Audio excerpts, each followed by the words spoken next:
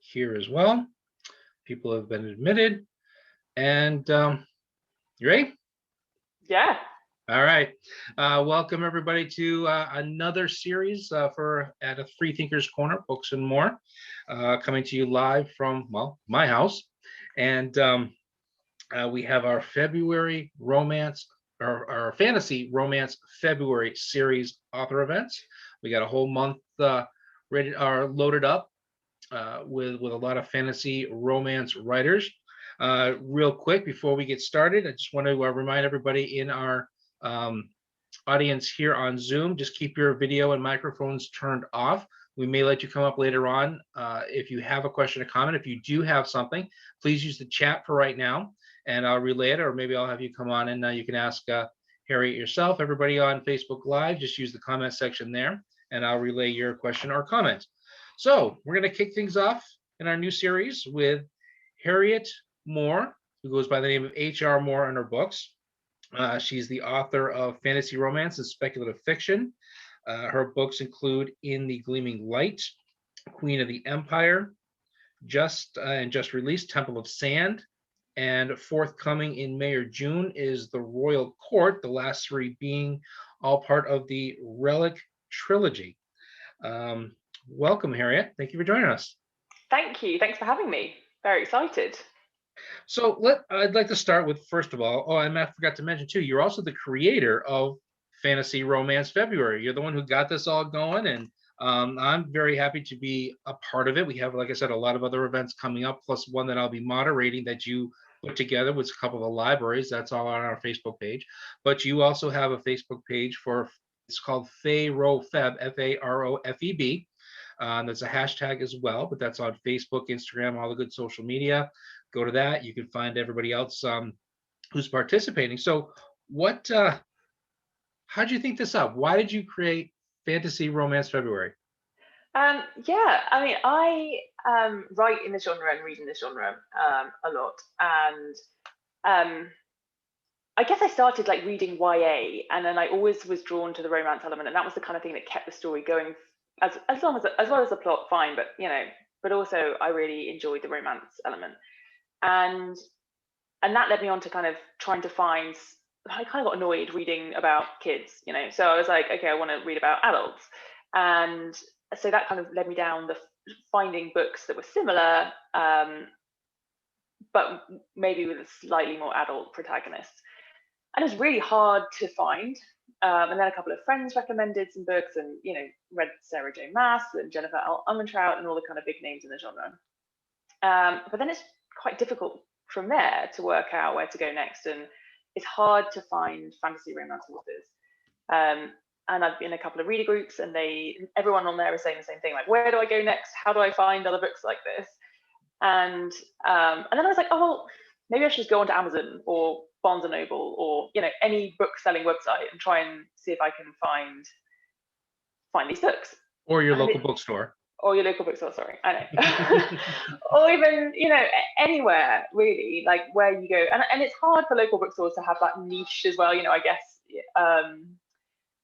If you had, anyway, I went on to a couple of sites and tried to see, can I find these books? Am I just like not looking hard enough? And it's really hard. So I went on to Amazon. It's pretty much impossible to find them. I went on to, and certainly there's a lot of mixed, you get a really mixed bag.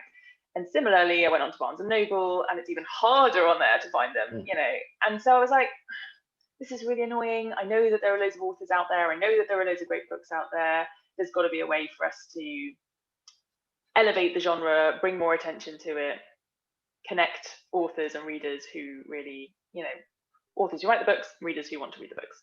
So, I just kind of thought, well, how could we do that? And I thought, well, it'd be fun just to try and spotlight different authors. So have a different author post every day, and also see what other fun activities we could do to get everyone engaged, and just to put a spotlight on the genre.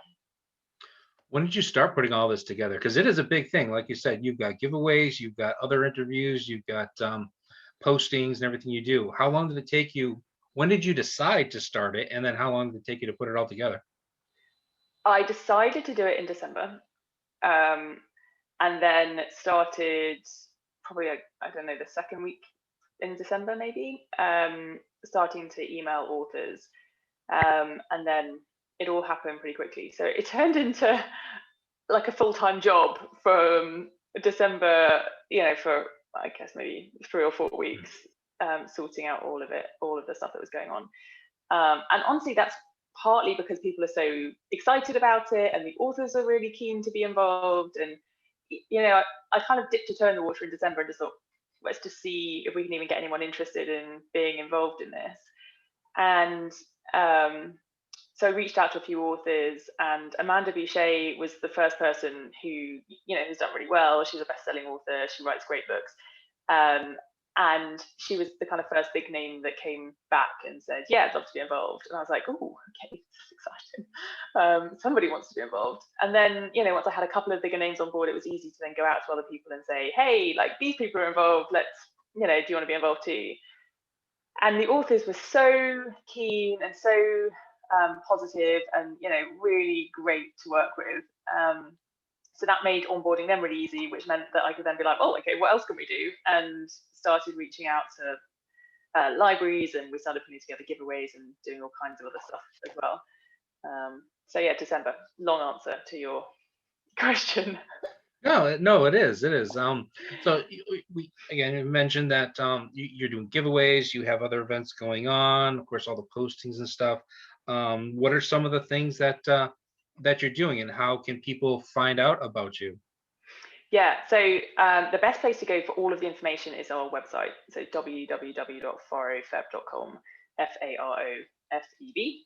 And everything is on there. Links to the Facebook group and Instagram account are also on there. And we've got loads of stuff, even just on the website. So we've got a TBR or a to be read list. So we've got some books that we recommend you check out. And we have links to all of the events that are taking place. And we have a schedule on a page as well as a more detailed schedule. So that is really where you can go to find out all of the details. And yeah, we've got huge amounts of stuff lined up, which is exciting.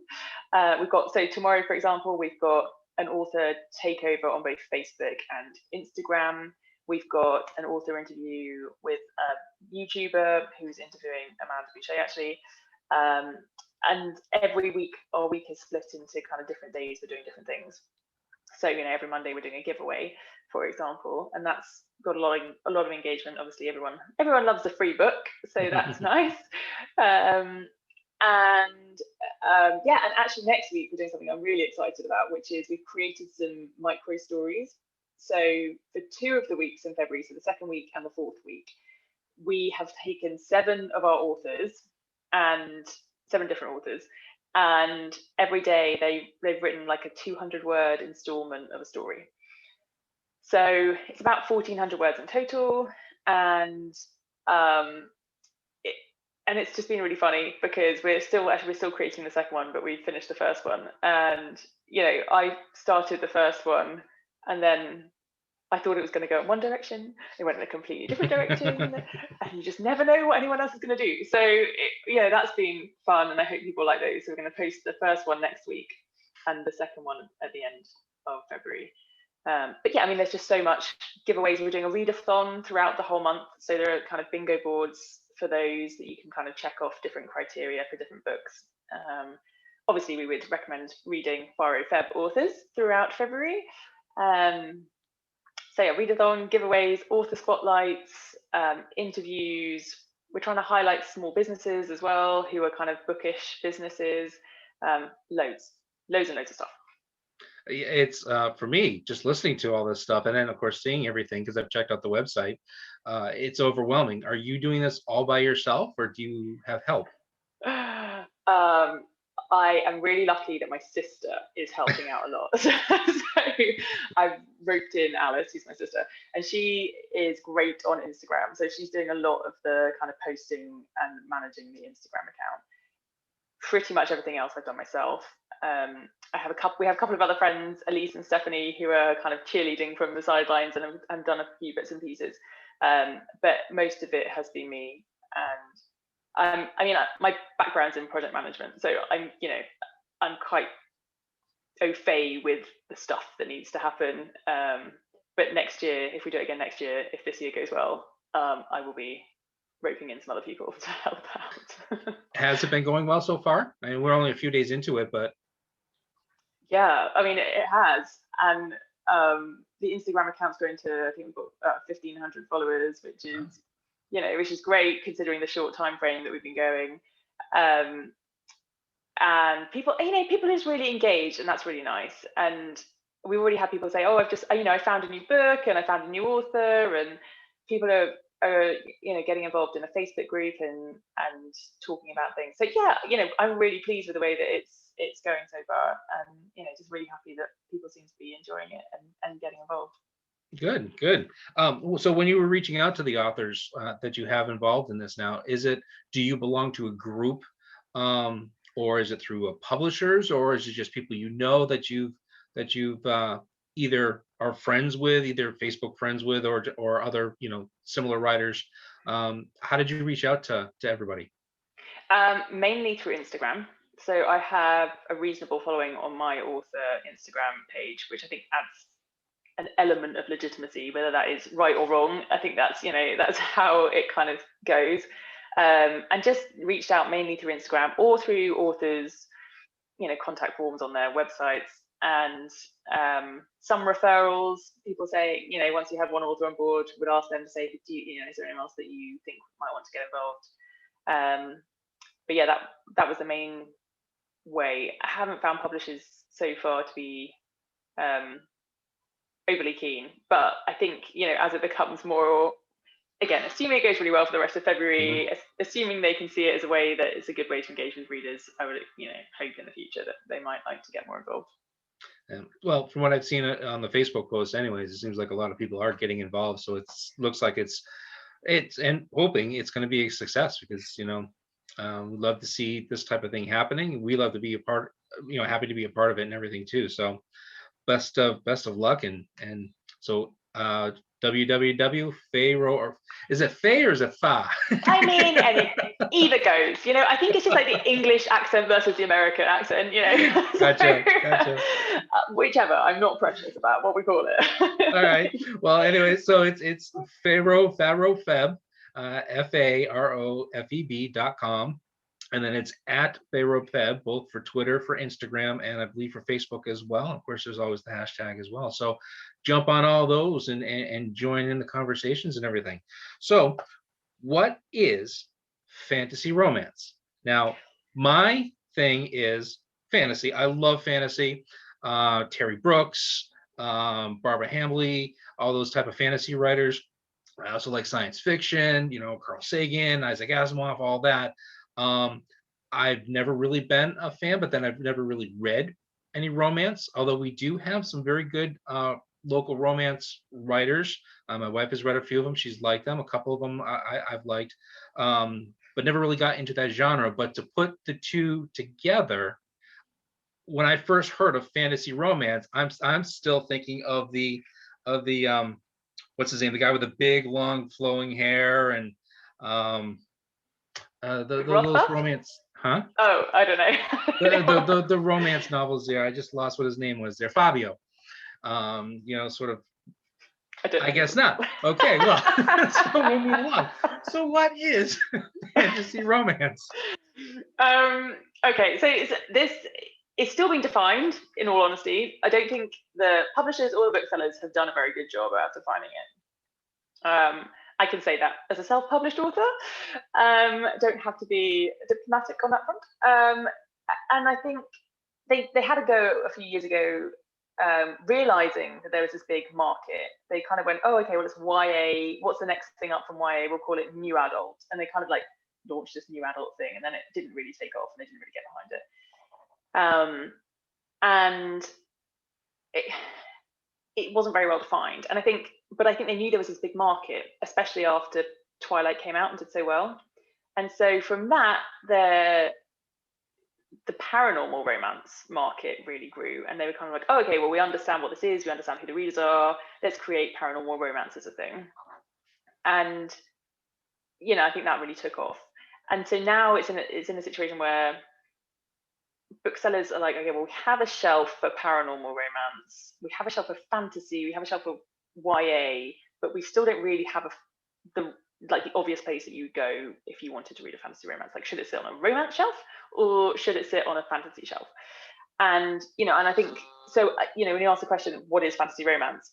It actually, I don't think it's being very well defined. For me, fantasy romance is any book with a fantasy element, whether that is an epic otherworld, something in our world, whether it's got paranormal creatures, whether that's a kind of urban fantasy with portal magic to another world. For me, it's like time travel. Outlander, is a classic example of that. Anything that's got fantastical elements that also has a good amount of romance. I think there's never going to be a clear-cut line between, okay, well, what's like a normal fantasy with a bit of a subplot that's romance versus an actual fantasy romance. I don't think it's ever going to be kind of a clear, this is where the line is. But for me, it's an overarching umbrella term that can apply to any book with fantastical elements that also has a good helping of romance. And then I think within that, there need to be subgenres to say, is it a paranormal romance? Is it an, I was going to say urban fantasy, but that's a whole nother kettle of fish. And we could start arguing about what's a urban fantasy and what's a paranormal romance. Anyway, and I think there needs to be subgenres. Is it an epic fantasy? Is it a low fantasy? What is it? And then within that, what are the kind of heat levels of the content? And that's also something that romance readers find really difficult, because not everyone wants to read, hugely steamy books, whereas some people do. And I think it's hard at the moment to work out what the content is. And I think, publishers and booksellers could do a better job with that too. Well, one of the books that I realized was a fantasy romance, or a fantasy romance writer, that I actually did really enjoy, and I just remembered it when you said the heat level there. Laurel K. Hamilton and her Anita Blake series. Fantastic. She's Anita Blake is the main character. She's a necromancer.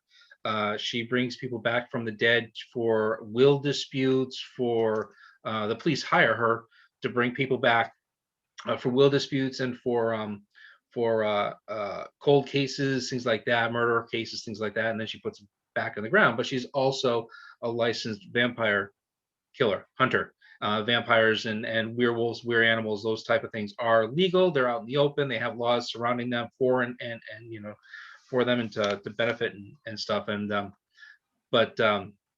so anyways, there ends up being a romance, pretty significant romance element, even just in the first book.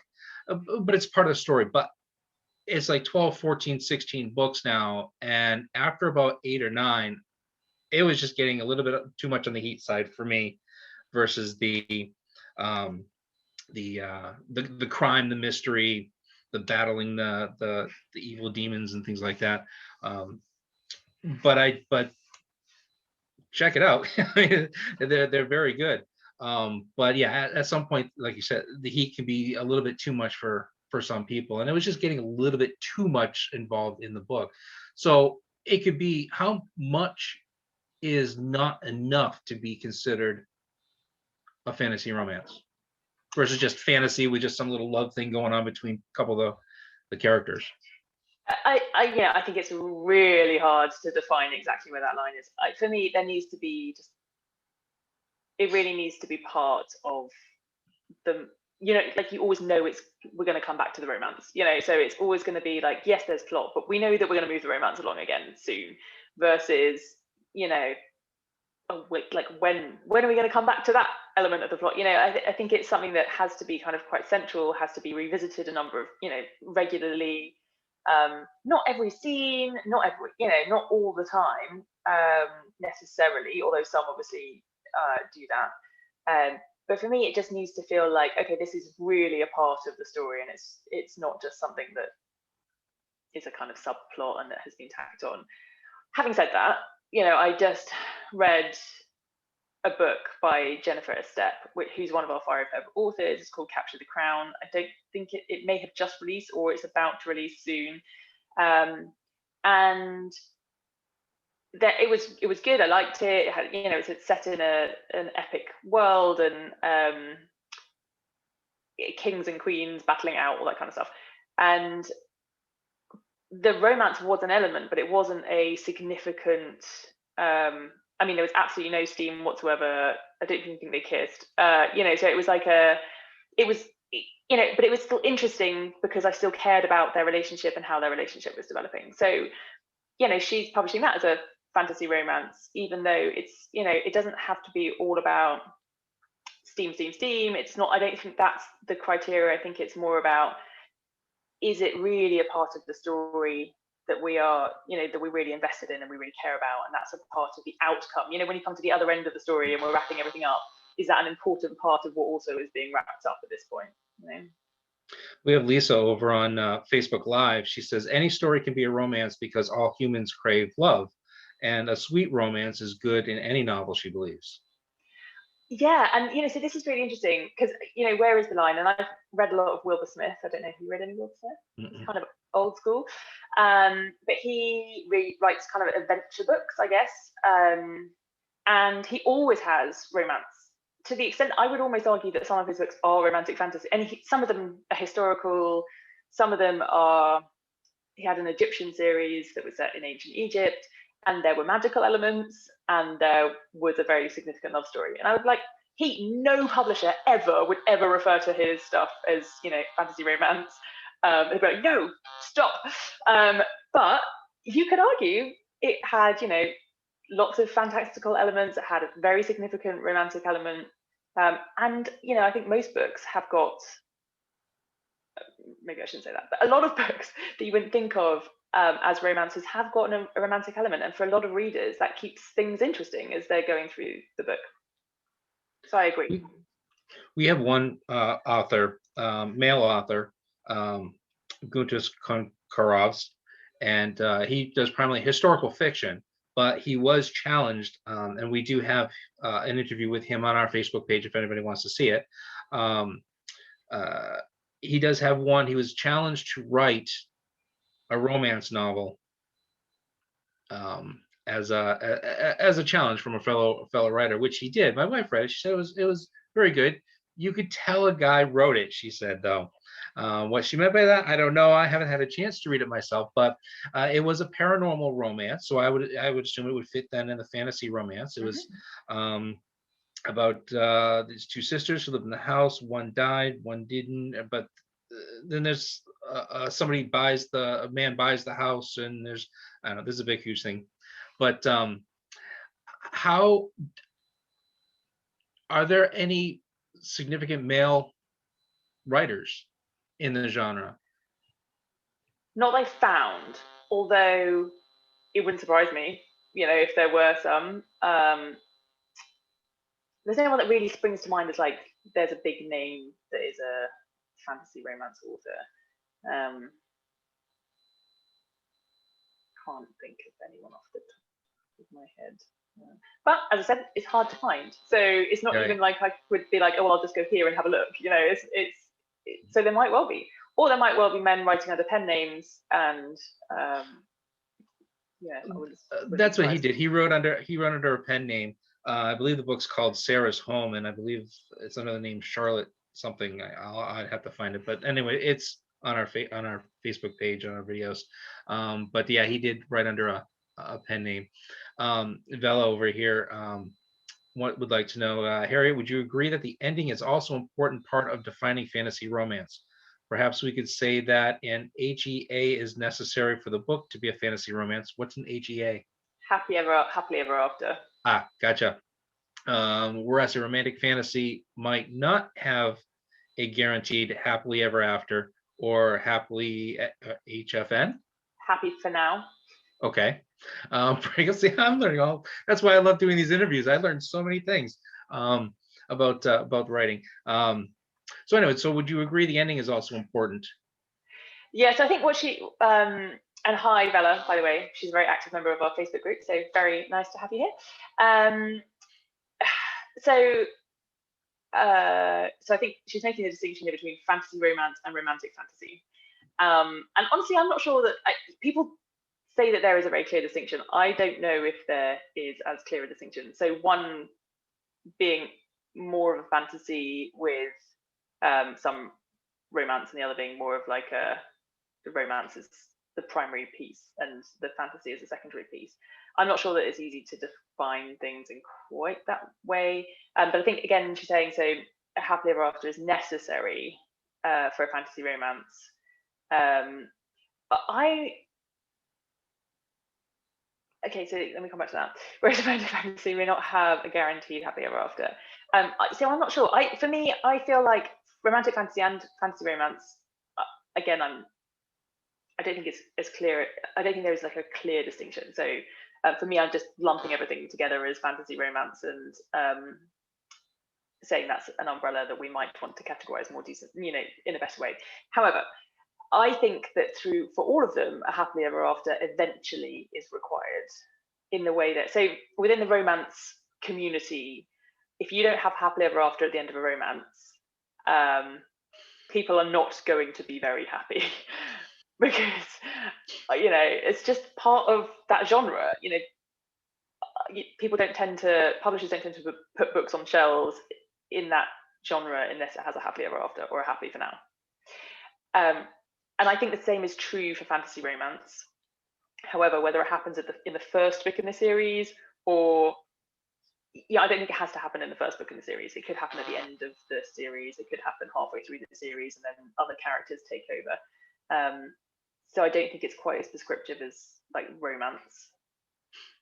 I would think that for romantic fantasy, yes, definitely a happily ever after, or happily for now, especially if there's going to be a second book or third book.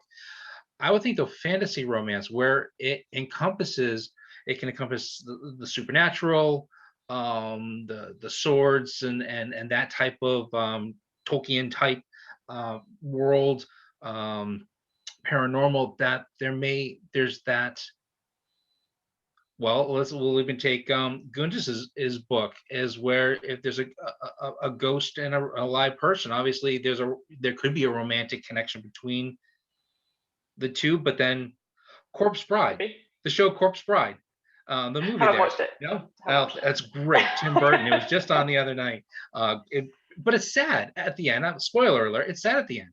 But you got this romance between this corpse and this guy, and it doesn't end well.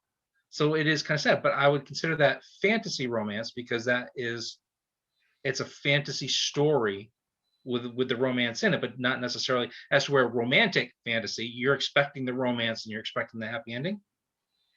That's just me. Maybe I see. I get what you're saying. I'm not totally convinced, because for me it's like I just don't know where you draw the line. And like I don't want to read a fantasy romance or a romantic fantasy that doesn't eventually get to a happily ever after or happily for now. So that, when you're saying that Corpse Bride thing, I'm like, well, it doesn't end well. Not sure on that. So I think it's, and I haven't read any fantasy romance or romantic fantasy books that don't have eventually at least a happily ever after or a happily for now. And I'm just not sure that it's easy to distinguish. So a fantasy romance, so for me, fantasy is just anything fantastical, which can mean paranormal in our world, not just swords and sorcery. And I mean, yeah, I just don't think it's that easy to like cut and dice it. I don't think and I don't think the conventions are there yet to even say, oh yeah, well that part of the shelf does this, that part of the shelf does that. Right. Now, why not include the sci-fi aspect into it? Because on your website, I'm just looking at your website. Fantasy romance is any work of fiction with fantastical, magical, or non-human elements, not set in space and not with a technology focus, as this would be classified as sci-fi. Why can't science fiction, that technology aspect? I mean, you had to have seen the movie WALL-E. I have a while ago, yes. So you have the two little robots there, and they kind of fall in love. Isn't that kind of fantasy romance, but sci-fi technology? And yes, and I'm all for sci-fi romances. This one here is technically a sci-fi romance. So In a Gleaming Light, my other futuristic book, And it was more, I only, but I do think there is some distinction between what a sci-fi book is and what a fantasy book is, even though there are definitely books that have crossover. There's definitely, again, it's not as easy as just saying, here is the line and the books never go across this line. But for me, it was more just for this event to say, we have to draw the line somewhere. And Right. I want it to be focused, and we're going after a specific niche of readers and a specific niche of authors. And I think what I learned from doing my own Instagram account is that targeting niches is actually the most important thing that you can do. And, it's better to have 1,000 really engaged fans who really care about everything that you're talking about versus 10,000 fans who are kind of like, no one really cares. And I think it's easier to, so that's why we went after a niche, to be like, this is what we are about. We're about the fantasy piece this year. Maybe we'll grow in the future. And, if we get bigger, I'd love to incorporate the sci-fi stuff. I love sci-fi romance as well. But it was more just about saying, okay, we want to be specific. We want to go after a niche. And that's why we narrowed it down this year. So where do you see this going in, say, 3 years, 5 years? Do you hope maybe it'll be the next Comic-Con type convention, or maybe? I haven't even thought, I really haven't thought that far ahead. just trying to get through this month first, right? Yeah, exactly. And it might, we'll just have to see how it goes. I also feel like now is a great time for something like this because of COVID and everything's gone online anyway. So it's kind of fairly easy actually to organize something like this without having to have locations and all of the stuff that goes along with that. And it's free, we could put on this event and just be like, come along. There's absolutely no outlay for anyone. If you want to buy the books, wonderful. But if not, that's fine too, So I think there's a big part of me that just likes that inclusive openness of this. Never say never. Who knows where it might go? But I honestly haven't thought any further past today. Well, if this goes well for you, which again, I hope it does, and you think of it next year, of course, hopefully people get their shots. We do all the masks, all the right things to get this COVID thing out of the way and done for good. Next year, we have a 1,500 square foot place where you can hold your very first conventions. And it all started right here. So there we go. An open invitation for you for that. Oh, how exciting. Thanks. So let's go ahead and talk about your books now. So you mentioned in the Gleaming Light, that was your first book and kind of more of a sci-fi thing, but tell us about that one. Yeah, well, actually, my trilogy was the first ones I wrote, but I published them under separate names with different covers, and I just didn't know what I was doing as a self-published author at all, and got the covers. And also, when I first published those, the fantasy romance niche, so it was back in 2013, I think I published the first one. The fantasy romance niche really wasn't there at all, so it was quite hard. Anyway, so technically I published those first, although I'm now releasing them with new covers and new names and re-edited content, because I've also grown as a writer in that time, and so tightened up some of the writing. But yeah, In the Gleaming Light it was the fourth book that I released. Is a sci-fi. It's set 30 years in the future, so it's not heavy on the sci-fi. It's very relationship driven. And I just wanted to explore in that one the future of technology in the short term. So my other life when I'm not an author, I've done a lot around innovation, particularly in insurance, fun times. And I'm very interested in the future of work. I'm a member of a future of work group where we get together every 6 weeks or so and talk about what we think the future is going to look like. And I'm fascinated by the idea of something called universal basic income, which most people, it's becoming a bit more mainstream, but most people won't have heard of. It's basically the idea that technology is going to take huge numbers of jobs in a very short time frame. Lots of people are going to become unemployed, and then the government is going to have to step in and do something about it. And what a lot of people are saying, the only option in terms of what we do about that is providing everybody with a universal income, regardless of your financial position, and it should be enough to live on, so everyone can, not have to worry about going to work. And this is something that's being spoken about right now. It was brought up in the presidential race that we've just had. It's something that people are starting to realize could potentially be a problem, and are talking about it. So I wanted to imagine a world in the Gleaming Light where universal basic income had been brought in, and trying to imagine some of the implications for society, implications for individuals, and I actually think that something like that will bring more inequality to our world than even we have now. So just kind of wanted to highlight it, but in a fun, relationship-driven story, talking about that. So you have your other two, the other two that you did. It's two, book 1 and 2 of a three-part trilogy. Kind of self-explanatory there. So the next one's coming out here in a few months. Tell us about that series. Yeah, so the Relic Trilogy is set in another world, where it feels a lot like a contemporary world. So it's not completely different to what we'd recognize as us. In that world, energy is a central concept that goes through everything. And energy permeates, so energy is split into 3 different areas: mind energy, body energy, and spirit energy.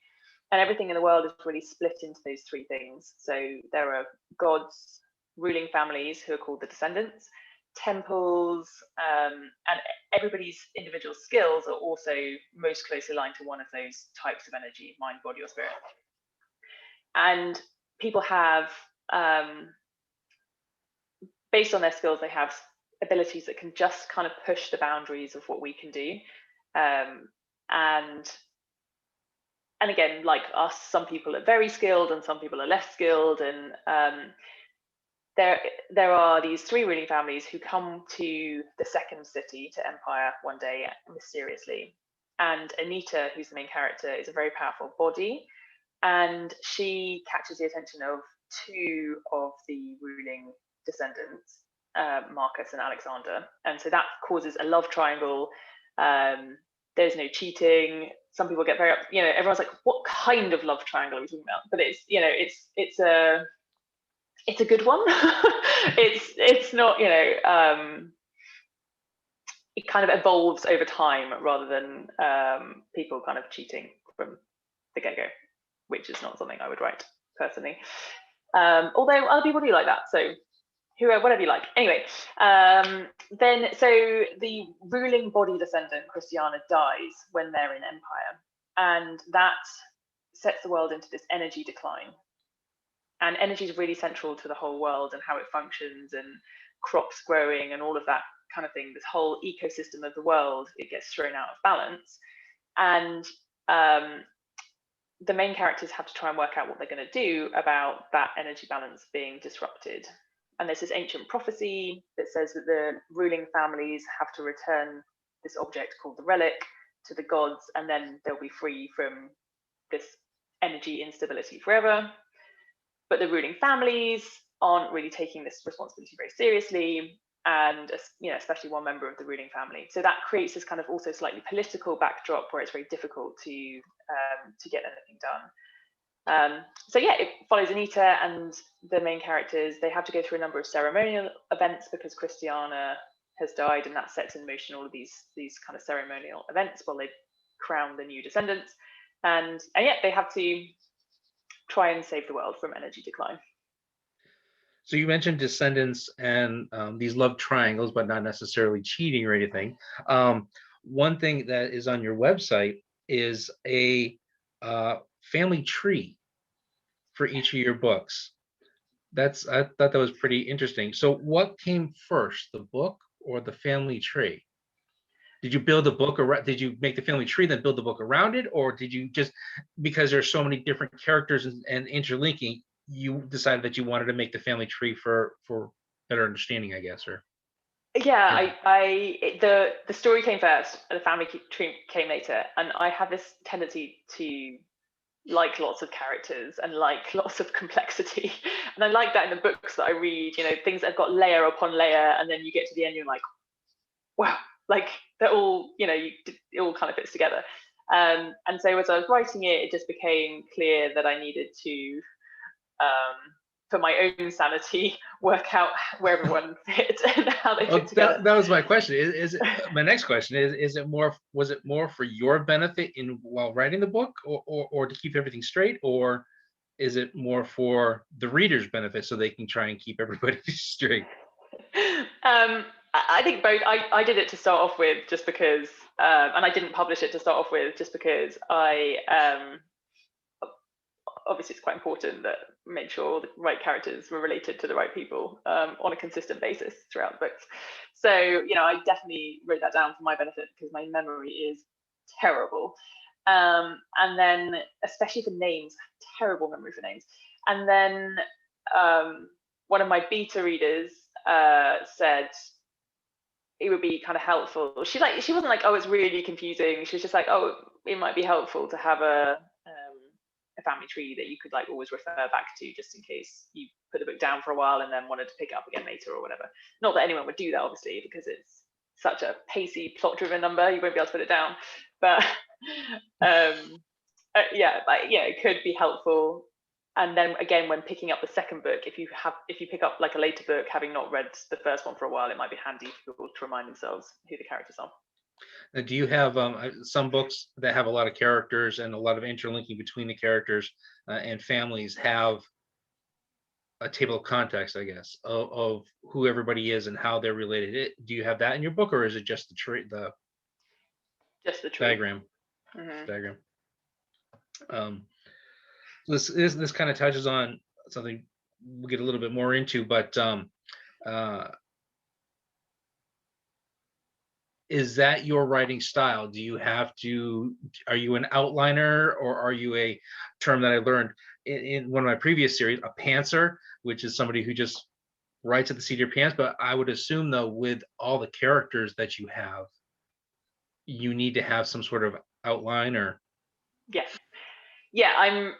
I'm more of a planner than I am a pantser, and I don't plan everything, but I need to know, broadly speaking, where are people going, what's happening. And I tend to just, when I'm plotting, I will just like kind of number sections, and I'll just be like, okay, first this happens, then this happens, then this happens, but just like a couple of lines for each of the areas. And then I'll like come back and be like, no, hang on, that can't happen then, that needs to change here. And I'll come back and like make all these notes so that I can barely read it. And then, it's like, and I'll be like, oh, that's a great idea, I should go back and have that in earlier, and I think then once I have a good outline, then I'll start writing it. And obviously things change as I'm writing it, and I'm very open. And sometimes I only need to get like far enough that I know enough of what's going to happen. I'm secure enough in the foundations to write the first half or whatever, and then I might replan the second half. Well, going back to your notes, where you say that you'll scribble something down and you might not be able to read it, and then so you go on. Have you ever read one of your notes, it ended up saying something different than what you wanted it to say, but you interpreted it different, so you kept writing in that, and then realized, oh, wait a minute, that was supposed to be so and so, but I actually like this better? Yeah, I'm not exactly like that, but I've definitely had different notes in different places and then kind of forgotten about the old notes and then written from the new notes and then found the old notes later and been like, oh, that's what I was going to do. That's interesting, Well, there's a program that somebody had mentioned a while ago. I think it's called Scrivener, where I guess it's a cut and paste note thing that you can see on your computer, and everything is in different files. And do you use something like that, or is everything just sort of handwritten? I really like the process of handwriting stuff. It helps me like process thoughts, and I like to be able to scribble, and I like to be able to draw arrows. And I find something, I'm not at all against anything like that. And I kind of keep thinking maybe I should check them out and see, because I think that, programs like that can be really helpful. But I find the way that I think, and even when like I'm planning a project or anything, I always start with a blank sheet of paper, a big blank sheet of paper, and kind of start scribbling around on it. And then once I've got my thinking to a certain stage, then I can put it into a diagram or whatever. But I find there's something so like jarring for me when I'm planning to like type, drag, drop, cut. It's like it's not as easy as just like circling and crossing, and I find that kind of it's just more creative somehow. It helps me. Do you ever have I can picture like a big table with all your little sticky notes and all your notes, and then just kind of put them together like a jigsaw puzzle, I and should then do just kind of that. start writing. Now, do you handwrite everything out and then translate it onto the computer, or do you take your notes and just go straight to the word processor computer, and do Yeah, it that way? yeah, note straight to the computer and do it that way. Um, and then I'll just like tick things off as I go. So then it almost becomes like a list of stuff. Love a list. I love a list. And then you get to like tick it off. So you're like, okay, I've done number one. I can check that off. And it's like actually quite motivational because you're then moving through and you're like, oh yes, I've done another one, I've done another one, and you can see how much you've got to go. And I definitely, yeah, I just like it. So do you go through? So we have a question. When you edit, do you go through once and work on a setting, then edit again for grammar and check for passive voices, or do you kind of do that as you go? We had one author who kind of does it as he goes. He writes a couple lines and then he reads them over and over again and checks for the spelling, checks for the words to see if the right word is being used based on the sound of how the sentence should sound. Do you do that as you go, or do you kind of write it all out, then go back through and? Yeah, I write it all out. I need to, once I've got an idea and I know what I'm doing, I'm like, I just have to get it down. And like, quite happily sit there and write 2,000 or 3,000 words, just like go. And I can't, because again, once I'm in that flow, I just would rather keep going and just get to the end of it. Having said that, I do get, sometimes there are certain sections that I'll get to and kind of be like, oh, actually, for whatever reason, I'll take a little bit more time over them, and then you might read them 3 or 4 times while you're writing it, and like settings and things like that sometimes might take a little bit longer, and then the dialogue can be quicker. But generally speaking, I'll do the whole lot, and then I'll go back through the whole lot and back through the whole lot again. Do you have a process, a ritual, before you write? I've had a couple authors who they're very sort of spiritual, so they kind of ring a bell or something to get themselves in a mind. Some drink coffee, some do it first thing in the morning when nobody else is up, even the birds aren't up yet, to have that quiet time. Do you have a ritual, a perfect time to write? We have another author that listens to heavy metal music while he writes.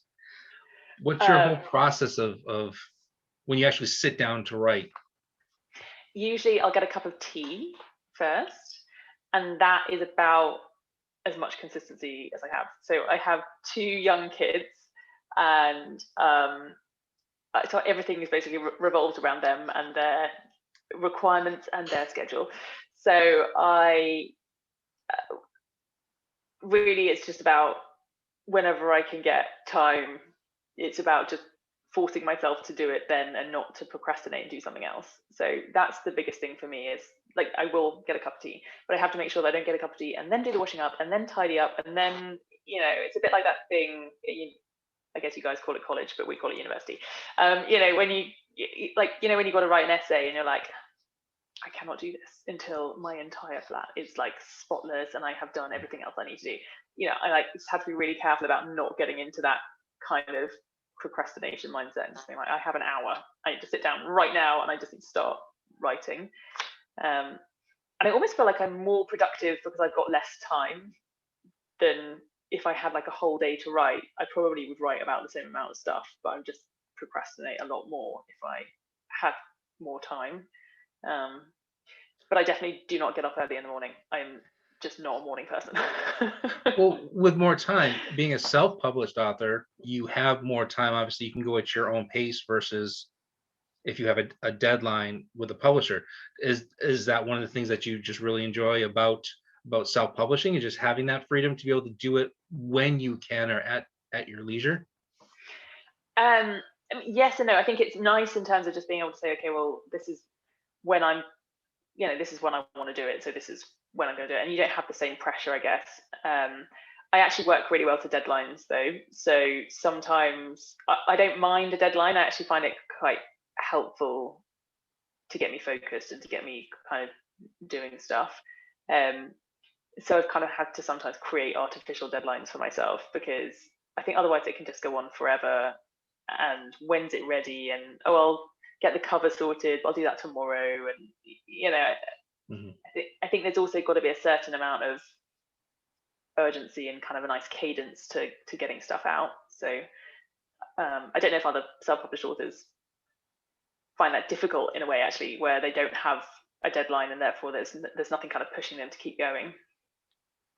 So do you give yourself, like, say, okay, look, I need to do X amount of words, or I want to get this scene done by this time, and so that's how you kind of keep yourself going? And I tend to be more like big picture. So I tend to be more like, okay, well, I want to have this done by February. I want to have this book out by, I want to have it written by this kind of month. And so it's not even like a really formal, regimented thing. It's just more in the back of my mind. I'm like, my goal is to get this finished by the end of this month or whatever. And then it's just something in my back. I kind of have set it as a goal for myself. And then I don't beat myself up if I'm like, well, life happened, I'm 2 weeks late. But it just even having that conversation of like, I'm 2 weeks after where I thought I was going to be, just gives me enough of a push to kind of keep me going. So have you ever been out with your family at a restaurant, when we used to be able to go out to restaurants, or just in the car, driving the car, and just all of a sudden just say, oh, I have an idea. Quick, give me a pen, give me a piece of paper, give me a napkin. Yeah, all the time. Don't bother me for 5 minutes. Yeah. I mean, totally. And like it all the time. And sometimes I write them down and sometimes I don't and then regret it. So I should get better about just immediately writing stuff down. But yeah, I find inspiration all over the place, whether it's a song, whether it's a person, whether it's a setting, whatever it is. I remember someone like had really like long fingers once, and I was like, that's interesting. Like just even that could be like spark some ideas, and then kind of think. So yeah, absolutely, completely. There was a great show on TV that ended a little while ago, The Big Bang Theory, and one of the main characters, Sheldon. One episode that I love bringing this up is he's in the zone. He's writing out his formulas or whatever he's doing, and people are trying to talk to him. He goes, nope, in the zone. Have you ever done something like that where you've gotten your tea, you're sitting down, you're writing, you want to get a couple thousand words out right now, and you're on a roll, and the kids come in, the husband comes in, the dog comes in, whatever, it's like, nope, in the zone. Yeah. I mean, sometimes you can get away with it and sometimes you can't. I feel like sometimes I was gonna say, do they say okay and just kind of back off, or do they kind of keep, No, they definitely don't just back off. And it really depends what it is. And like I can like happily get in the zone about lots of things. So doing Fire Feb, setting that up, I was like, I have to finish this website. So I'd be like, I am in the zone, I'm getting it done. And my husband would be like, okay, I'll let you have this one. Whereas, other times he'd be like you're going to be in the zone so many times in like a week before it gets old. So, and I think it just depends what it is. Sometimes they will back off because they're like, okay, she means it, we should really back off. And other times, my kids aren't very good at backing off anything, honestly. So, which is good. It's going to serve them well in life. I have to tell myself that. Right. So you said you started writing in 2013. Did you? When you started writing your first novels in 2013, mm-hmm. When did you actually start writing? When did you feel that this is what you wanted to do, is to become a writer? And then why fantasy romance? So yeah, that was the first time I tried to start a book, and actually it was in 2012, and I was in New York for 3 months with work, and I had like no obligations to anyone. I knew nobody in New York apart from a couple of work colleagues. I was living by myself, and I was like, this is the only time I'm going to have, like, I'd always wanted to write a book, and I'd always written a lot of letters to people when I was younger and read a lot when I was younger and always kind of been interested in it, but kind of always been a bit too nervous and embarrassed, I think, to kind of give it a go. But I read a lot and always wanted to, and then I was kind of like in New York, and I was like, okay, this is it. It's never going to get any better than this. I've got loads of free time and no obligations, and it's now or never. So that's why that's when I first started. And fantasy romance, because I didn't mean for it to be a fantasy romance. I used to walk back. I was really lucky. I was living on the Upper West Side, and I used to walk from Midtown back to the Upper West Side after work, and just kind of like stroll through Central Park and be like, I want to write a book. So, like, I should think about that, and I should think about what kind of book I want to write. And I think Divergent and the Hunger Games had just been a big thing. And I really liked them. And I was like, oh, it's an interesting concept, having people split into different categories, whether that's districts in the case of the Hunger Game, or whether that's factions in the case of Divergent. And so I was like, oh, well, like, how could you split people? How could that work? And that's really where it started. And I had some feedback from work, been on some training, and they gave me some feedback and said, oh, you've got a lot of energy. And I found that really interesting, because I was like, I don't think I do have a lot of energy. I'm not that kind of person that's always, people who are like, I have to get up and go for a 10-mile run, or I have to, like, I just can't sit still. Like, how can you sit still? I have no problems sitting still. I'm quite good at that. So I was like, I'm not sure I do have that much energy. And then I kind of started thinking, oh, well, actually, that's interesting, because maybe energy, there are different types of energy. Maybe some people are very mentally energetic, and I think I'm fairly mentally energetic. I like thinking things through. I like problem solving. So maybe that's more the kind of energy that I have, and maybe other people are physically energetic. And then I was like, oh, and maybe there are people who are kind of spiritually energetic, and they're like thinking about big philosophical problems, and they might, whatever. So that was really where I started. And then as I was writing, I was like, well, I know I want there to be romance, because all of these books that I'm reading, like The Hunger Games or Divergent or whatever, they've all got this romantic element, but I just wish there was a bit more of it. And I wish it was a bit more grown up. So that was really where I started. I was like, okay, well, these are the different elements that I want, and I kind of should put them all together in a book. I definitely didn't even know the term fantasy romance existed at that stage. So, it was more just thinking about what I like to read as a reader and trying to replicate that in something that I would write.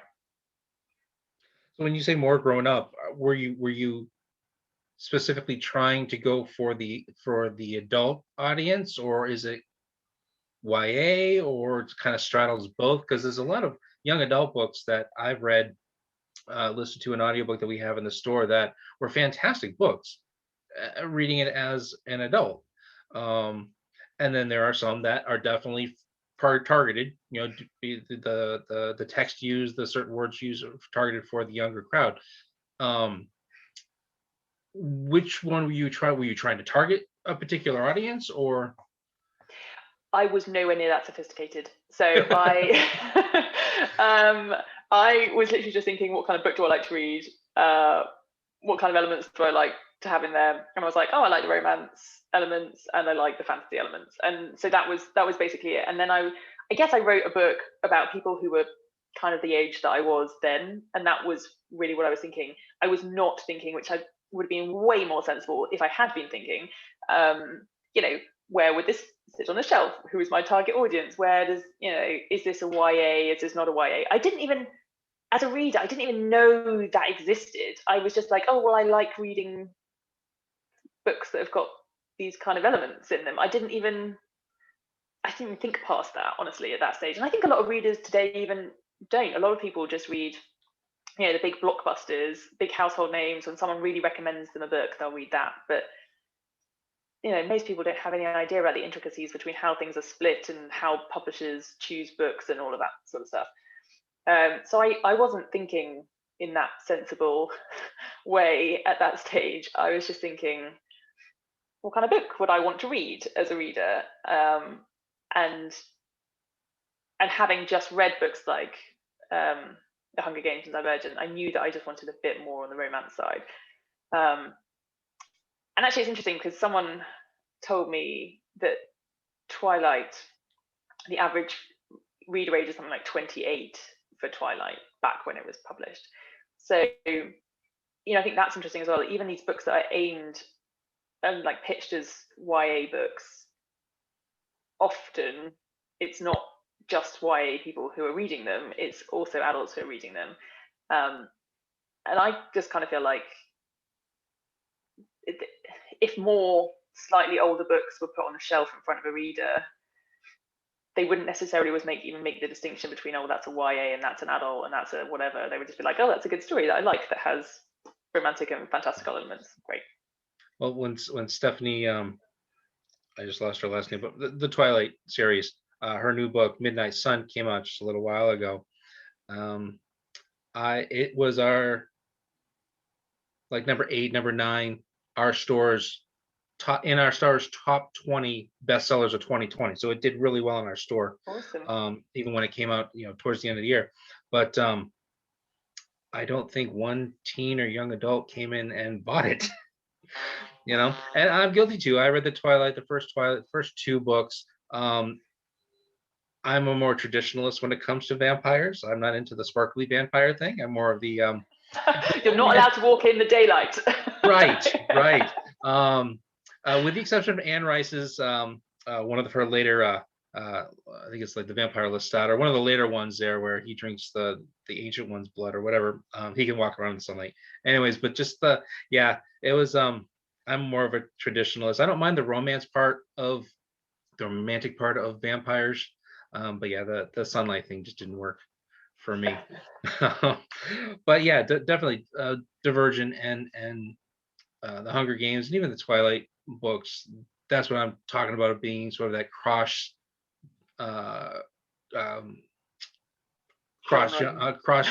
yeah. What is interesting as well. Oh, sorry. Go on. No, go ahead. Well, I just think it's interesting as well because with YA, are we talking about the protagonists of the age of the protagonist? Is that what makes it YA, or is it aimed at YA readers? Right. Because I think that's also something that gets really confused in the mind of the consumer versus the mind of the author/publisher. Because I think YA books tend to be categorized as YA because the protagonists at that age. And that has meant that some of the newer books, because the publishers know that there's this big readership for more romance, some books like Sarah J. Maas's books, which I absolutely adore and think are wonderful, as does the rest of the world. But her books, A Court of Thorns and Roses series, were then put in, sold as YA books when the content is not YA. So I also feel like there's this other kind of aspect to it, which is like people are sort of being a bit misled by that category, whereas there's a whole range of content that's being sold as YA, and honestly, something that I don't think should be. I think a lot of it has to do with content too. It's because one of our other best-selling authors, she's from New York, Elena Mugden. She's been one of our top sellers since we started the store 3 years ago. Her books are the Shadow War sagas. They're fantasy dragons, but the girl's late teens, and all the characters that go with her on these quests are late teens. But the situations they find themselves in and the things they have to do to get, there's magic involved and stuff. But again, it's one of those crossover ones where the characters themselves are young adults, but really the book it carries you through the adventure. The words that are used and stuff definitely cross over into that adult, and they're just a fantastic series. Yeah, and I think that's the whole fantasy romance thing. It's like, as a reader of that genre, I still want that. I still want that like awesome story and all of the all of the magic and the dragons and give it all to me. I'm like, that's all awesome. But I also just want a relationship that has got a couple of adults, rather than 17-year-old kids. Mm-hmm. And so I think there is a lot of crossover stuff. Some of it hits the mark for me more than others, depending upon the age and maturity of the protagonist. So what made you decide to go self-publishing instead of traditional publishing? So I was really impatient, and I had... That seems to be the general consensus, especially right around now with COVID. Oh, really? That's interesting. We should talk more about that in a second, because I'd be interested to hear more. Yeah. So I wrote them. I had absolutely no idea about anything to do with the publishing industry. As I just said, I had no idea how to categorize my books. I had no idea how to put them in front of publishers or agents. I tried. I think I wrote to maybe 13 agents. Most people's experience is more like that is not enough. anyway, I got rejected by, I guess, all of them, and I was just so frustrated. I was like, I just want to get the first book out, and then I want to write the other two. I don't want to have to wait and wait any longer. I just want to get them out, and I want to get feedback from real people, and I want to see whether people actually like them or think that they're terrible and I should just stop. And so that's why I self-published the first three, and then the same with the fourth one. And I don't know. I'm not completely on. I can see the pros and the cons to both sides. As a self-published author, it's great in terms of you have a huge amount of independence and creative control. The flip side is that you don't have all of the resources of a large publishing house behind you. And I think they do have huge reach, which can be difficult to get for a self-published author. Obviously, the flip side is that a lot of the times the publishers don't put resources behind smaller authors or unproven authors until they become successful. So it's this weird kind of chicken and egg scenario. Yeah. Well, you mentioned reach. There is a hybrid publisher called Dark Frog Publishing. They're located in Manchester, Vermont. And we work with them. They send us a handful of books every quarter. We put them on our agreement is to put them on a special shelf, face out. Some are self-published and they just do a distribution thing with them if it meets their standards. And the other half is you send them your raw manuscript, and if they like what they see and you're willing to do their edits and rewrites or whatever they suggest, they'll do the whole workup from manuscript to distribution and marketing.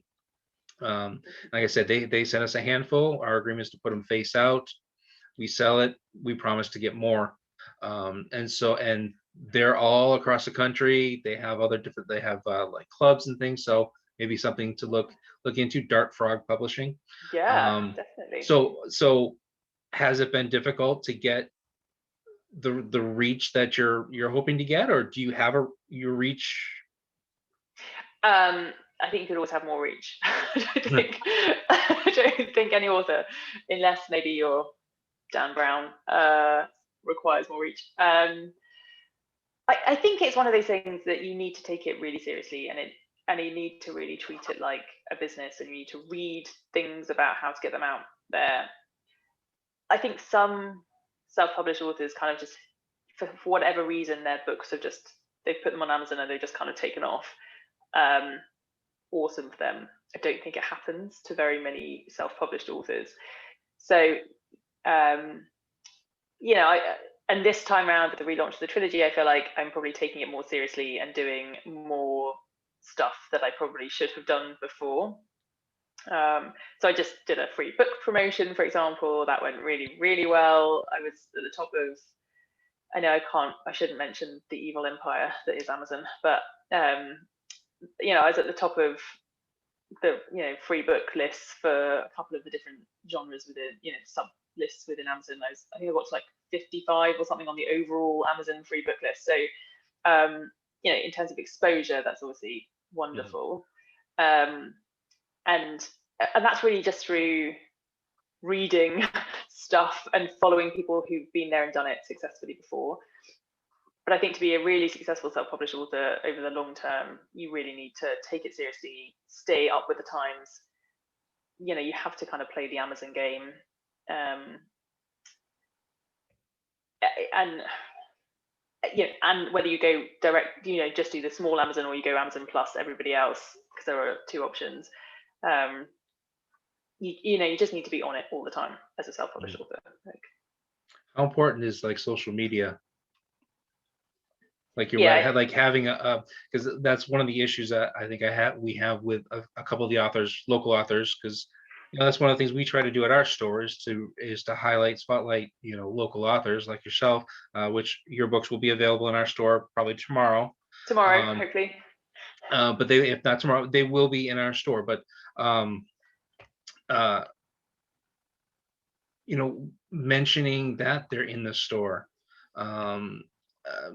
Facebook posts, sharing our posts about it, or just when they get mentioned, the books get mentioned, but websites having links to all the places, and we understand that booksellers understand Amazon is we say it's an evil necessity, but it's a necessity nevertheless. But having the links, and so having the website, having a Facebook page. Some authors don't even have those things or aren't as active on those platforms as I think they should be. Is it very important? How important is it for you to have? Yeah, really important, I think. And I think it depends what genre you write in, and where, again, it's all about who are your readers, what niche are you in, where are your readers. And if you write in a genre where your readers aren't going to be on Instagram, then there's no point in being on Instagram. My readers are definitely on Instagram, and I think that's, Faro Feb readership is really, who my readers are. And so it's important for me to be there, even if you're not there and you're active all of the time. It's important to be able to take advantage of opportunities as they come along and just put things out into the ether. And I think one of the biggest things is getting bookstagrammers and booktubers behind you. So people who post a lot on Instagram and on YouTube, but all they talk about is books. And often, again, they're very niche in terms of the kind of books that they like and the kind of books that they talk about. And I think if you as an author can get them behind you, because, and if they genuinely love a book, they will go and tell everyone to buy it. And it was really interesting. So I was speaking to one. So we've got a few booktubers who are involved in Faro Feb. Hello to anyone if you are here. Thank you for being involved. We love you. And I was speaking to one, Jen, from a channel called The Book Refuge the other day, and we did a live for Faro Feb. And she was saying that the Mila Vane's book, which I can't remember what it's called, Heart of Blood and Ashes, maybe. She's like, she put it down 3 times. She was like, I could not get past the first 50 pages. And then she said, but another friend who reviews books on Bookstagram and YouTube was like, you have to read this book. Like, I just don't understand why you can't read this book. She's like, you need to get past those first 50 pages. You need to read to this point, and then you're going to love this book. And so after the 3rd time of putting it down, not reading it, she picked it up and read it. Now she's telling the whole world, like, this is an awesome book. You need to go and buy it. And, I think that's the power of having influencers like that behind you, if you can get them behind you. So, and there's a lot of competition. It sounds like the Faro Feb has definitely, you've got a pretty decent following with that. How has that helped in boosting your books? Yeah, I mean, it's definitely helped a lot. And I mean, we're early days, so we're only whatever it is, the 3rd or 4th day of, what are we, 5th day of Faro Feb. I don't know what's happening. So I think we're still kind of early on in the in it, but yeah, I mean, and even just building a community, I think that's really important. And even I'm a big believer in kind of people working together, whether that's authors or reader groups or whatever it is. I think just having a community that are all into the same thing and talking about things together is really important as well. So do you belong to any readers group, or do you belong to a community of fantasy writers, or just writers in general? And have the ones that you've connected with through Faro Feb helped in getting you more exposure? I should belong to more. So I belong to a couple of reader groups on Facebook, which is more specific around specific authors. So people will join them after they loved whichever book. And those are the ones I tend to belong to. I also did go to,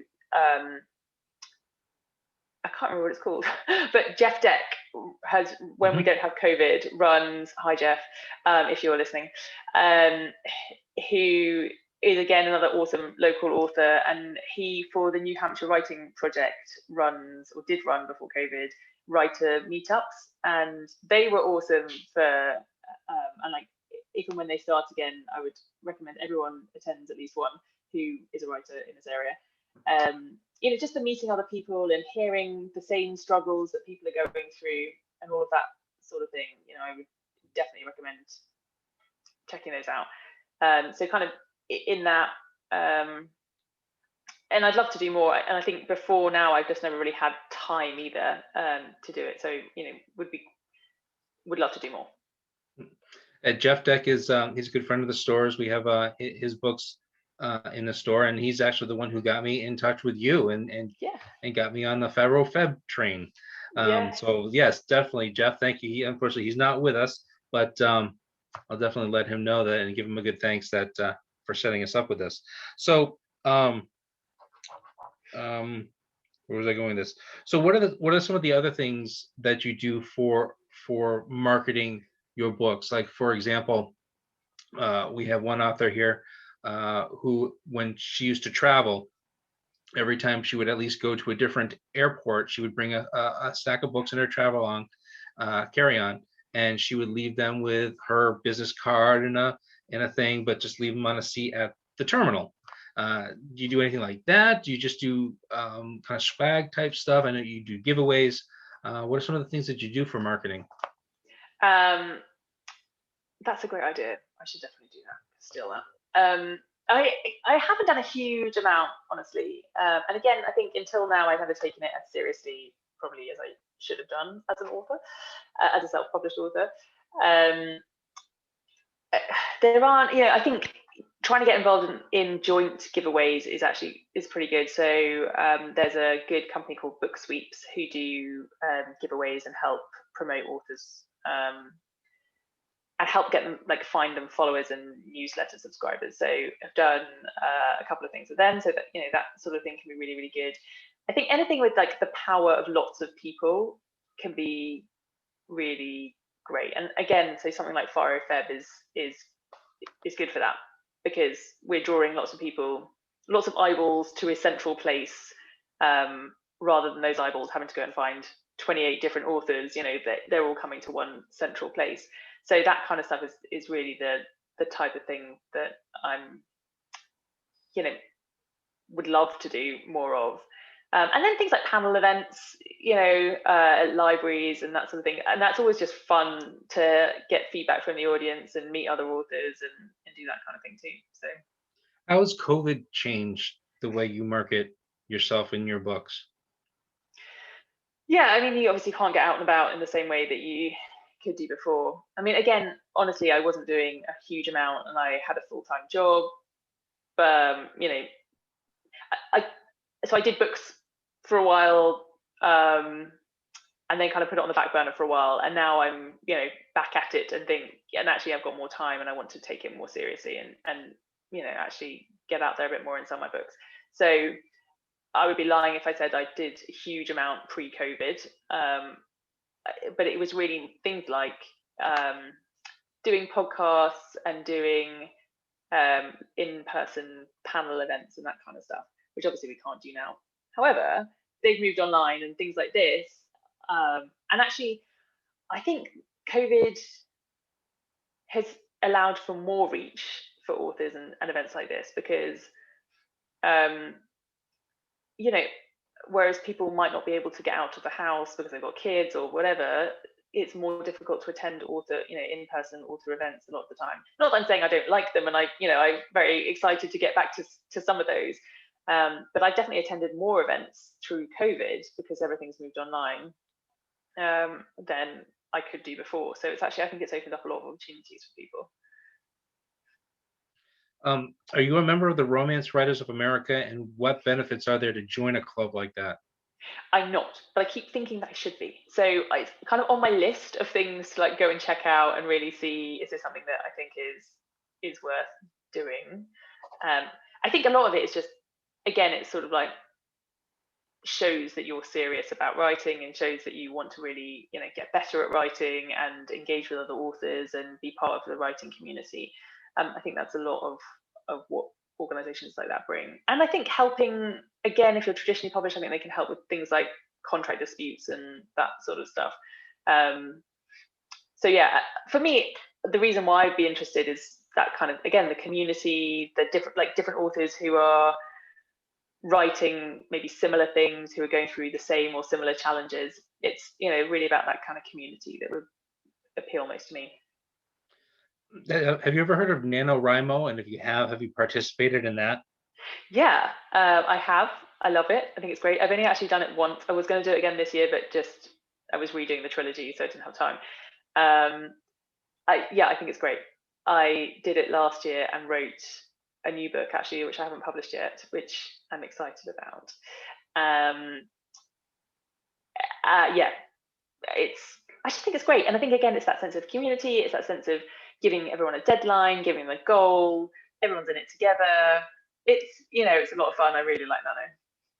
Yeah, for those who don't know what NaNoWriMo is, it's Nano like national. table. I'm trying to pull it up here because I keep getting. National Novel Writing Month. Nano. Yes. Of course, now I can't find it, but yeah, it happens. It happens every November. It's a challenge where you challenge yourself to write. I think it's like 50,000 words in the month, and I'm just trying to find out what it actually stands for. But it's a lot of the writers that we have, a lot of the authors that we've spoken to do participate in that. And I watch some of them on Facebook, and they say they did 3,000 words today. They did 10,000. They did. I'd be lucky if I got 30 words out. But I actually thought about trying it a couple years ago, but just never got Do you into it. write? So Do you write as huh? well? Do you write as well? I did for a little while. I was writing poetry for a little while. National Novel Writers Month. Thank you, Lisa, on Facebook. National Novel Writers Month. Um, yeah, I was writing poetry for a little while. I had written a couple of short stories a long, long time ago. I think about getting into it, but with the time that I don't have, free time I don't have, that yeah, maybe I'll get to it someday. But so back to your reach. So we can obviously tell that you're British.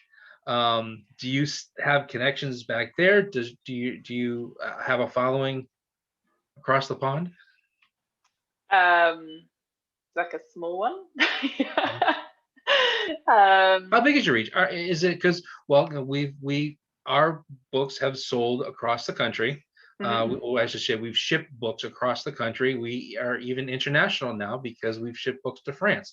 Do you have how far has your following gone? I mean, it's really hard to say because I sell all my books on Amazon. Well, most of my books get sold on Amazon, and I guess so. Books have gone to India, I think Australia, obviously Europe. I do, there are people in Europe who buy my books, so that's nice. And all my sister's based in the Middle East, so one has a ship there at least. Um, but I think it's also really hard to know because a lot of so I know where the books get sold from Amazon, but a lot of my followers on Instagram are obviously all over the world, and that's always kind of nice because I think it's really easy just to assume that the people you're talking to online are sort of in the same place as you, or I tend to Mhm. default to think, oh, they're going to be in the US or the UK, and then all of a sudden somebody comes along from Poland or somewhere else, and I'm like, oh, that's so interesting, they're that and that's the other plus of social media is that you can really, regardless of borders or geographical boundaries, you can really Mm. find people who like your work. Oh, on the note of Europe, I was reading a biography of you. I don't know how accurate it is because it's not on your website, but you were born in Germany. Your family returned to the UK when you were really young. There was an interesting. You lived in Scotland, um, in England, numerous places in England, and then you moved over to here, to the seacoast. But one story here is when you were in Dorset, I guess it was, when you were 5, your grandfather taught you the basics of cheating at cards and swindling chocolate. Yes, yes. um, and yeah, actually, my grandfather came to live with us when I was, I guess, slightly younger than 5, through to when he very sadly died. I think just before I was 10, maybe. Um, and yeah, he was great. He would just, cheating was all the rage in his card games, and like every day after school, I go and play cards with him. And he would always have like chocolate Brazil nuts stashed away somewhere, and so he would be like, "Don't tell your mother. Here, have a chocolate Brazil nut." So that was really fun. And the other thing I think is on that biography is we used to make perfume. Did I put that on there? Something with about cherry blossoms and mint and water, and sold them as perfume. Yeah, we were really, my older sister and I would we thought it was the best idea ever. We're gonna make perfume. We just basically mixed up mint and cherry blossom and water, and we took it around the neighborhood and tried to sell it. Obviously, nobody bought it. And one of our neighbors got really upset about us picking the cherry blossom. We're like, sorry, very upset. So anyhow, that's funny. Well, the thing that caught my eye about the cheating at cards is my father was a huge cheat when it came to cribbage, and so it just kind of that came out, and I thought that was kind of funny. Oh yeah, we used to play cribbage actually. It's you can just make it up as you go along. Yep. I don't know if you guys say this, but you go 15-2, 15-4, 15-6, Yep. whatever. If you go fast enough, no one can even keep up with what you're saying. So just make it up. Right. It's great. Or if you miss a 15 something or other, he would always steal it from you because you missed it. And he would cheat when it came to cribbage.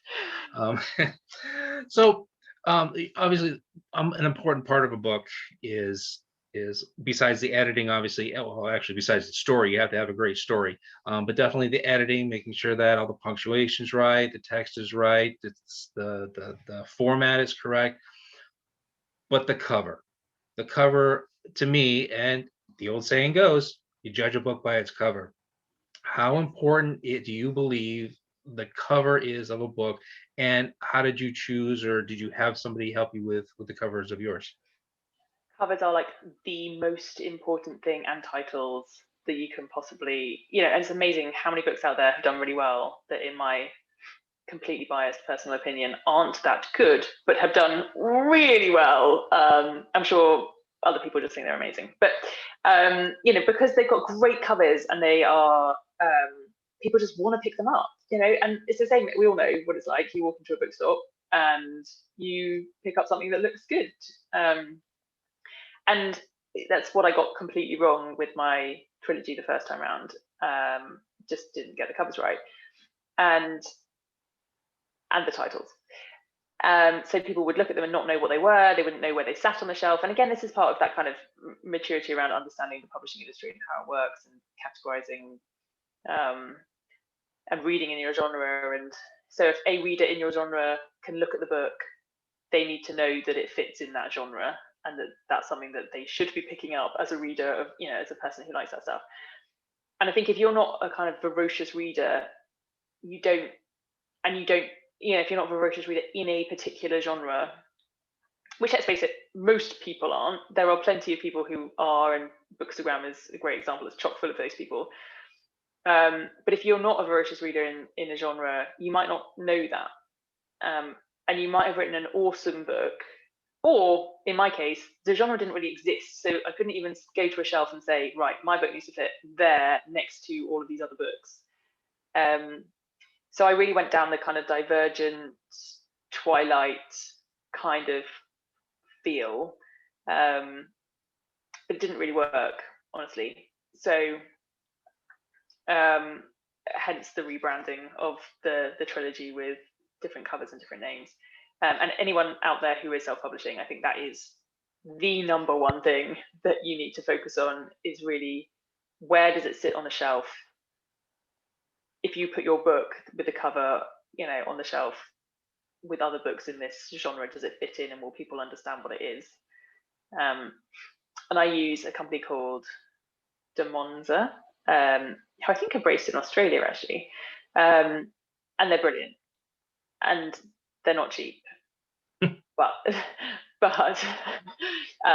get what you pay for. You get what you pay for. And if I'd just gone with them the first time, I would have saved loads of money. So it's also worth bearing that in mind. And I'm really happy with the newer covers, getting a really great reception for the new covers. So that's always good. Now, was it a collaboration with them, or did you say, okay, this is the essence of the book, go to it, or I would like to have a little bit of this, a little bit of that? They sent it back to you, no, yes, or was it just all them? So the way that they work, and I think a lot of cover designers probably work the same way, where they'll have a set number of questions that they will ask you. So things like, show us some similar books that you like the covers of. Give us some kind of key pieces of information that might help. So I think, if you have a particular knife, or if it's about dragons, or if it's about, whatever, there might be some kind of really key kind of symbolic things that they can pick out and put on a cover. So, they ask for some context and for you to give them as much information as possible about specific things. And then you kind of send that brief over to them. And then the way they work is they come back within, I guess, a couple of weeks with, I think, 2 examples, or maybe 3. I can't remember exactly what they do, but certainly they came back to me with a couple of different examples. And then you kind of iterate with them and say, okay, well, I like this one. And if you don't like any of them, then I don't know if all designers work this way, but they'll say, okay, well, if you don't like any of them, then we will start again from scratch, and we'll give you some, keep going until there's something you like. But they know what they're doing. So, the likelihood is that they're going to come up with something that does fit the genre and that you do like. And then you kind of can make a few rounds of changes. And again, different designers will have different numbers of rounds of changes that you can do. And for me, it kind of goes to like zone in on small details quite quickly, and or it did with them anyway. How did you choose your titles? Because again, like you had mentioned too, and Lisa was saying too, a lot of people also not only just see the cover of the book, but they hit the title as well. How important is having that title, and how did you come up with the titles for your books? Really important. And again, something I got completely wrong the first time around. And how did I come up with them? So I don't think I'm a natural title picker. I think other people have a much better sense about these things. But I brainstormed things, looking in the genre, and again, it's easier now because there's a lot more in the genre, and a lot of them are about crowns or courts or thrones, or it's all very kind of regal for books that are similar to this. So that was quite a good place to start, but also trying to keep it kind of relevant. And then testing them out on people, just kind of spring it on someone and say, what kind of book do you think this is? Or I put them on Instagram a couple of times, I think, just to say, do you like this better or this better? Would you be more likely to pick up a book that was called this or that was called this? And I think that's something else that can be quite handy when you've got a social media following, that you can engage your followers in that way. And did you come up with the title, then the book cover, or the book cover and then say, okay, what about this title? Or was they kind of go hand in hand? They're the title first. So that's something that you need to brief into the designer at the same time. Now, you mentioned that you used beta readers. Did they have any input or say or suggestions for titles? Yeah, I asked. No one had any suggestions, but I did, which is very unhelpful of them. But but I definitely, said to them, asked them their opinion on the title. Yeah, but I think it's better to have like large numbers of people on something like that, because it's so subjective that really the only way you can tell if it's something that large swathes of readers are going to like is if you go and ask, a good number of people.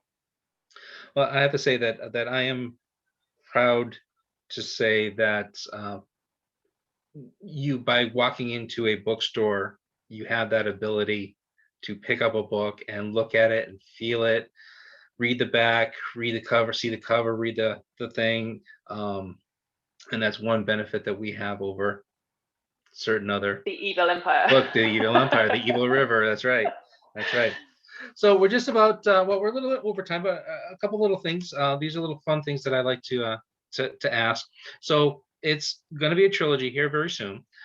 Would you like to see it on either the big screen or the little screen?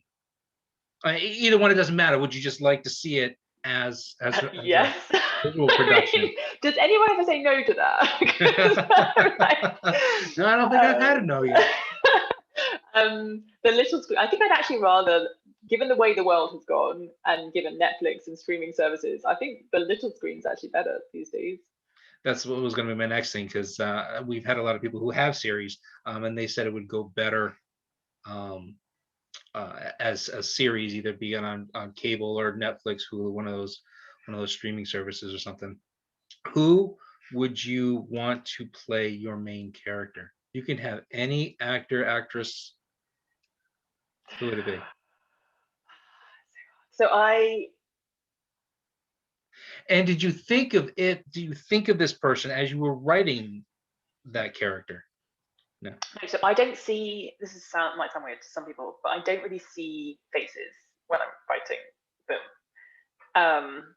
And even when I'm reading books, like I don't see the faces, and so like descriptions, like I just kind of gloss over descriptions of characters most of the time. Like I kind of want to know, are they big or small? Are they tall?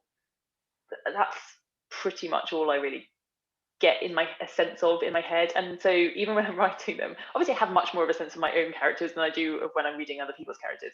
But I don't like see them in the same way that a lot of people do. And I'm always like find it really interesting on Instagram or whatever when people do these wonderful fan art creations for like these fantasy books. I'm like, oh, that's what they look like. That's interesting. So I find it hard to like work it out, because I think honestly I can be happy with so many different people, obviously, when it gets turned into a TV series any day now. I think I could be happy with so many people, and even and I love what they did with Bridgerton, where they had black actors who were playing these characters as well. I'd be happy with many people. I think I love Jennifer Lawrence as an actress. I think she's brilliant. I haven't seen her in that much stuff recently. Maybe I just haven't seen her stuff. But someone like that would be amazing. I mean, there are so many talented actors out there. I think it's hard to pinpoint one. Do you have a fan art following? I shouldn't say following. No, I don't. Not I would following, love one. but has anybody ever sent you their fan art from your characters? No. No, but I mean, if there's anyone out there, all right, if anybody's out there, send her your art. So one of the other companies that we partner with is called Libro.fm, and it's an audiobook company. Have you ever thought about turning your books into audiobooks? Yeah, I think it's definitely something I'm kind of exploring now. So that's interesting. I'll check them out. Yep. Yeah. One thing with Libro is that sales through them you can either just go on there and you can choose a bookstore to link with, or you can go through our personal link or your favorite bookstore's personal link if they have one to Libro, and then a portion of sales come back to us. So they're supporting us, you're supporting us, you're getting great books. They have pretty much everything that they do have everything that Audible has, which of course Audible is the evil empire. With the exception of Audible exclusives. And that's one thing maybe to keep in mind is that I had mentioned Elena Mugden earlier. Her books finally came out of that exclusivity clause. So she's now able to upload them and put them on Libro. Okay. And so now we can market them and hopefully help her sales and help us as well. So just something to keep in mind, but that's another option, Libro FM. So kind of tailing onto the TV aspect or actor aspect, is there a particular voice, not necessarily just a character, but a voice that you'd love to play? Or would you want to do it yourself? Would you want to read yourself? No. I couldn't do the voices. You know how they have to do different voices for different characters? I would like every time they'd be so inconsistent. Every time I'd have a different voice and no one would know what was going on. It would be terrible. There is an actress. So I am terrible with names and I can't remember what she's called, but there was an actor who read One Day in December.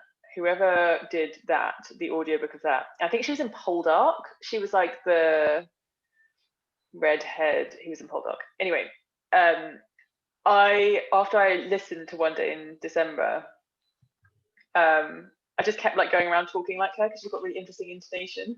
So someone like that, someone with interesting intonation, but in a way that doesn't deflect from the story. Eleanor Tomlinson. Yes. and Charlie Anson. So there's two. Eleanor Tomlinson, I think, was the one.